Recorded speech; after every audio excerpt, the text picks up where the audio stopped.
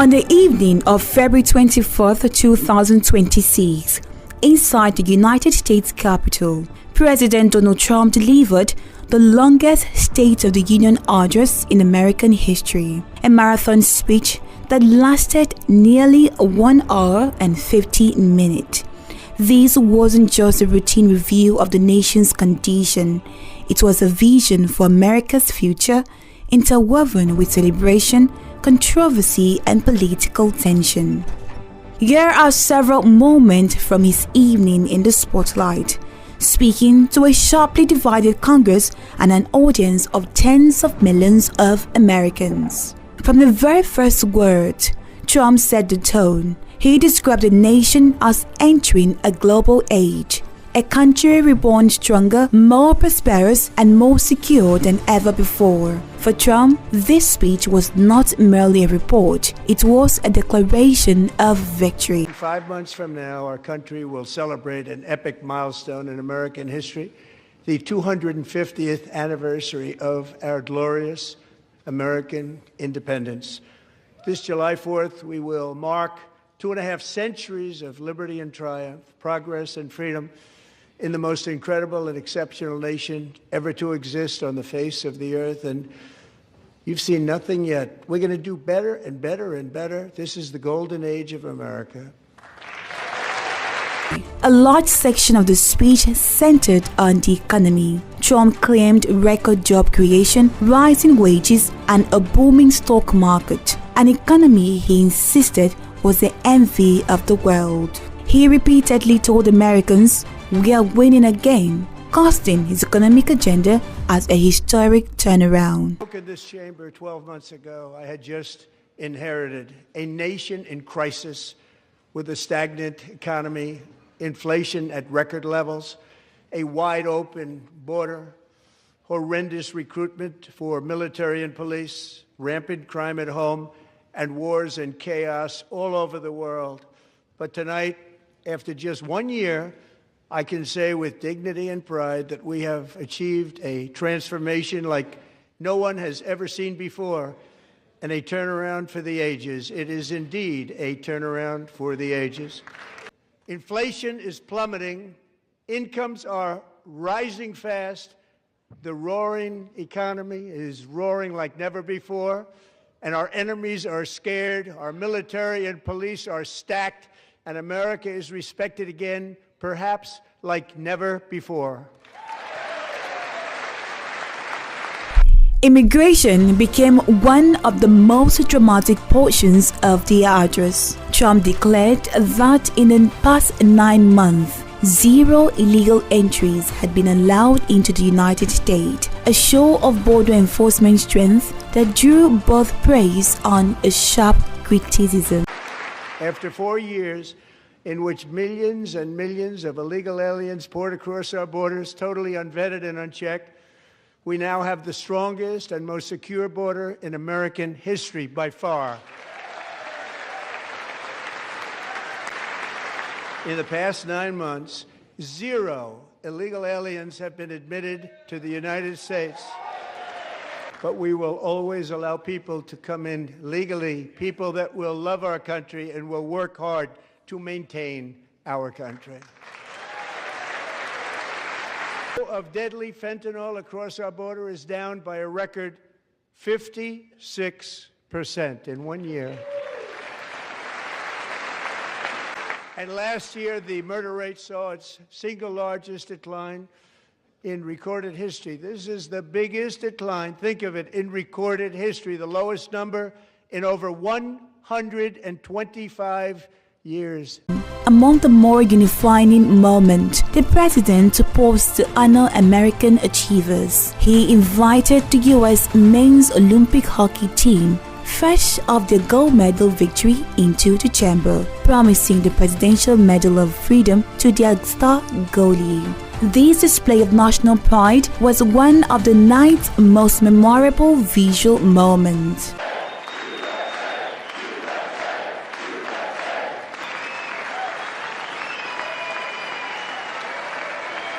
Oval Office before, and I just want to say a second very big congratulations to Team USA. But I have to say that, and I told them this, and we took a vote of the team. I said, anybody votes no, I'm not doing it. So they stood there, and they weren't about to say no, because I've never seen a goaltender play as well as goalie Connor Hellebuck.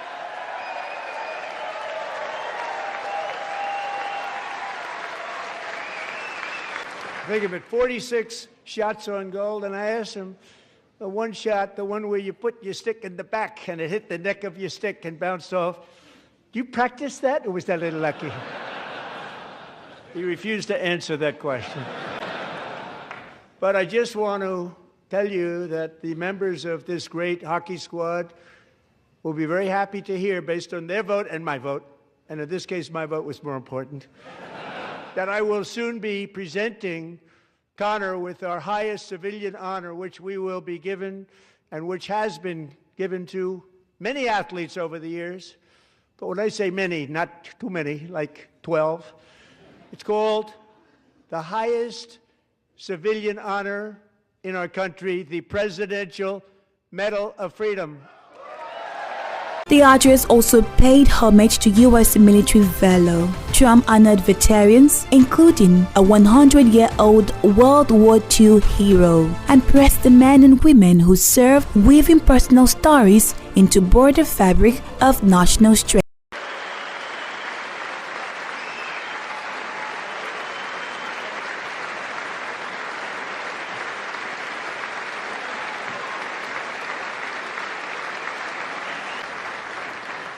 So, buddy, you're a brave man, and we salute you. Even in times of challenge, setback, and immense heartache, the spirit of 1776 has always shone through very brightly. It was July 4th of last year when floodwaters tore through a girls' summer camp in Central Texas, one of the worst things I've ever seen. I was there, rising 26 feet in the matter of minutes, tragically claiming many, many lives. You all remember that one. As the waters threatened to sweep her away, 11-year-old Millie Kate McClelland closed her eyes and prayed to God. She thought she was going to die. Those prayers were answered when Coast Guard rescue swimmer Scott Ruskin descended from a helicopter above. Nobody knew where he came from. It was Scott's first ever rescue mission, a young guy, but very brave, very, very top, always top in his class, and he lifted not just Millie Kate, but 164 others to safety.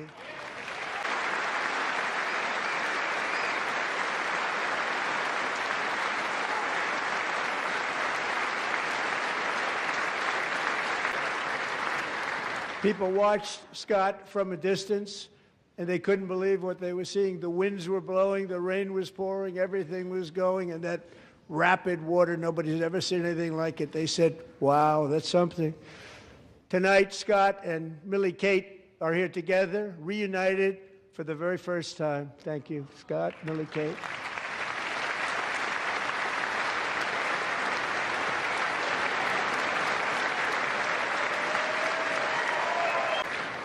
And Petty Officer Ruskin, I'm pleased to inform you that I am now awarding you the Legion of Merit for extraordinary heroism, which is what it was, extraordinary heroism. Thank you. And I'd like to have the military aide to please come down and take care of the service. Military aide, thank you very much. Take care of that very important service. Turn together, we're building a nation where every child has the chance to reach higher and go further, where government answers to the people, not the powerful, and where the interests of hardworking American citizens are always our first and ultimate concern. That is the debt we owe to the heroes who came before us. Chief Warrant Officer Slover is still recovering from his serious wounds, but I'm thrilled to say that he is here tonight with his wife, Amy, Eric, and Amy. Come on in. So we have a surprise for Eric and Amy. In recognition of Eric's actions above and beyond the call of duty, I would now like to ask General Jonathan Braga to present Chief Warrant Officer Slover with our nation's highest military award, the Congressional Medal of Honor.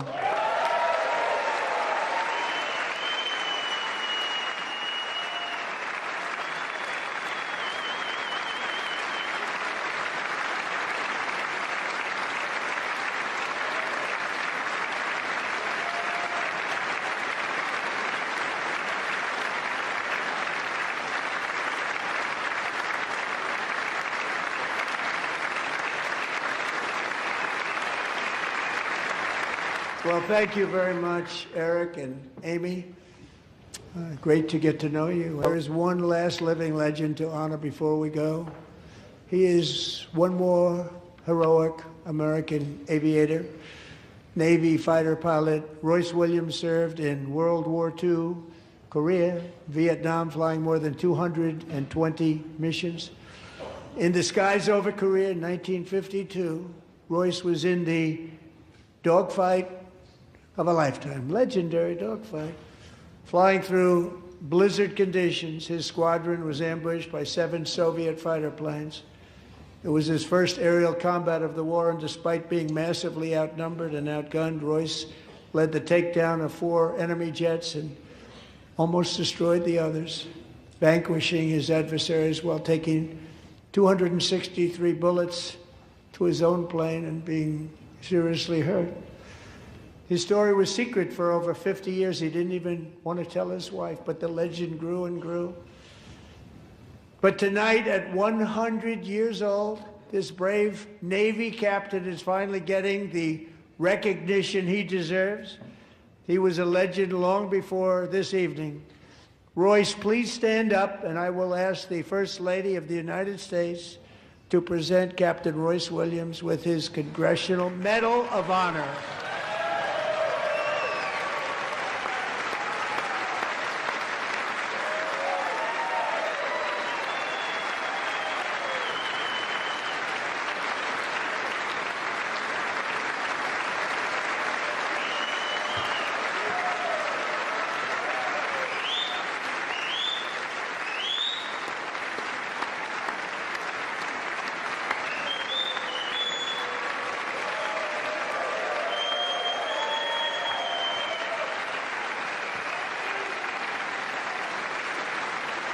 In a rare and tense moment, the president openly criticized the Supreme Court, calling a recent ruling against his tariff policies very unfortunate. Only 4 justices attended the speech, highlighting an unprecedented clash between the executive branch and the judiciary. I use these tariffs, took in hundreds of billions of dollars to make great deals for our country, both economically and on a national security basis. Everything was working well. Countries that were ripping us off for decades are now paying us hundreds of billions of dollars. They were ripping us so badly, you all know that. Everybody knows it. Even the Democrats know it. They just don't want to say it. And yet these countries are now happy, and so are we. We made deals. The deals are all done. Just 4 days ago, an unfortunate ruling from the United States Supreme Court. It just came down. It came down. Very unfortunate ruling. But the good news is that almost all countries and corporations want to keep the deal that they already made, right, Scott? Knowing that the legal power that I, as president, have to make a new deal could be far worse for them, and therefore they will continue to work along the same successful path that we had negotiated before the Supreme Court's unfortunate involvement.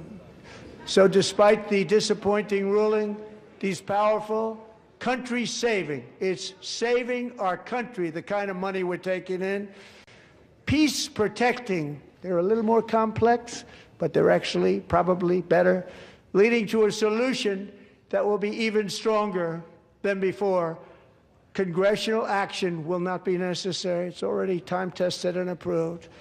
And as time goes by, I believe the tariffs paid for by foreign countries will, like in the past, substantially replace the modern-day system of income tax, taking a great financial burden off the people that I love.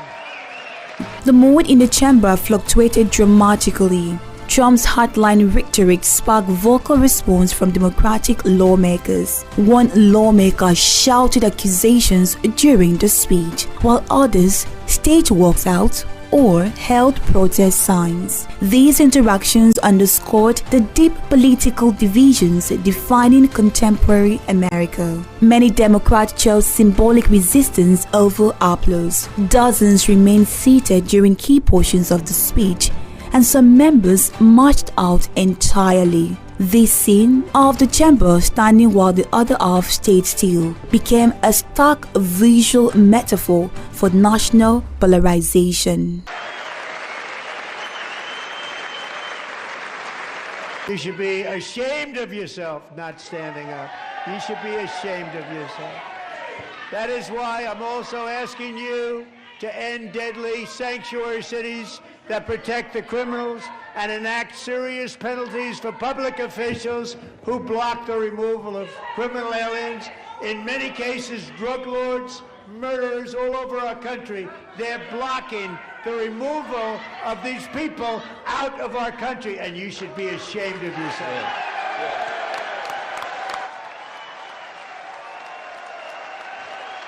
Trump didn't shy away from future political battles.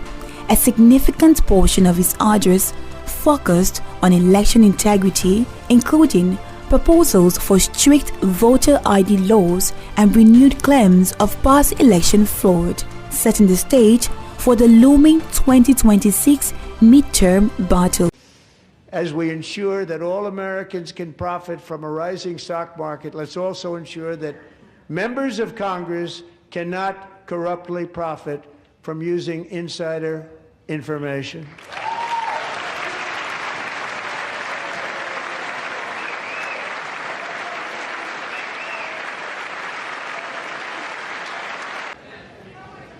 They stood up for that. I can't believe it. I can't believe it. Tax-free investment accounts for every American child. This is something that's so special and has taken off and gone through the roof. Millions will be pre-funded courtesy of the U.S. Treasury and private individuals like Michael and Susan Dell, who have donated $6.25 billion to fund the Trump accounts for 25 million American children. It had been the policy of the United States never to allow Iran to obtain a nuclear weapon, many decades. Since they seized control of that proud nation 47 years ago, the regime and its murderous proxies have spread nothing but terrorism and death and hate.